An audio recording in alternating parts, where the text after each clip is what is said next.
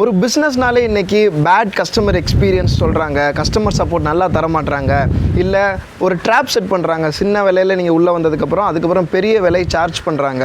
இந்த மாதிரி பிஸ்னஸ் மேலே இன்றைக்கி பல விமர்சனங்கள் இருக்குது, ஏமாத்துறாங்க, இந்த மாதிரி பல விமர்சனங்கள் இருக்குது. ஆனால் இன்றைக்கி நீங்கள் ஒரு பொருளை வாங்குறீங்கல்ல, ஒரு பையர்ஸாக நீங்கள் இருக்கிறீங்க, அந்த பையர்ஸ் வந்து எந்த அளவுக்கு இன்றைக்கி பிஸ்னஸை வந்து ஸ்குவீஸ் பண்ணுறாங்க, எந்த அளவுக்கு அழுத்தம் கொடுக்குறாங்க அப்படின்றத இதில் நம்ம பார்க்கலாம்.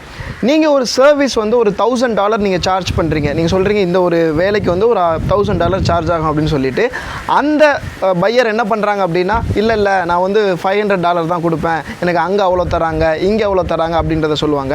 நான் நெகோஷியேட் பண்ண வேணாம், நெகோஷியேட்டே பண்ணாமல் பிஸ்னஸ் நடக்காது, கரெக்டு தான். ஆனால் நெகோஷியேட் பண்ணுறது ரீசனபுளாக பண்ணணும். ரீசனபுளாக பண்ணிங்கன்னா தான் அவங்களும் எஃபிஷியண்ட்டாக சர்வீஸ் பண்ணுவாங்க, எஃபிஷியண்ட்டாக சப்போர்ட் பண்ணி கொடுப்பாங்க. அப்படி இல்லை அப்படின்னா அவங்க தான் என்ன பண்ணுவாங்க, ஒரு நல்ல பிஸ்னஸ், ஒரு நல்ல கஸ்டமர் சப்போர்ட் கொடுக்கக்கூடிய நிறுவனம் பார்த்தீங்கன்னா உங்களோட பேடான இந்த ஸ்குவீசிங்னால, இந்த அழுத்தம்னால ஒரு சர்வீஸ் பேடான சர்வீஸ் போகிறதுக்கு காரணம் நீங்களாகவே இருக்கிறீங்க.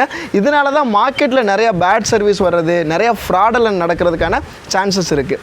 நீங்கள் ஒரு பொருள் வாங்குறீங்க அப்படின்னா நெகோஷியேட் பண்ணுங்கள், ரீசனபுளாக பண்ணுங்கள்.